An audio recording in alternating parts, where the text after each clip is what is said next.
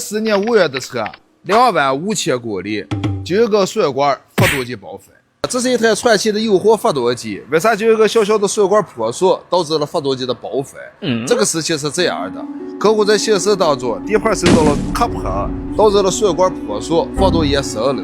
客户认为我开的油货发动机，我用电就行，发动机是不会介入的。其实油货车辆它根据车速的不同，发动机的介入时间也不相同。完了之后造成发动机的高温，破坏我们车辆缸体产生变形，杠杆产生变形。其实这台发动机是没有维修价值的，我们跟客户协商，只能更换台全新的发动机，才能解决这台车的问题。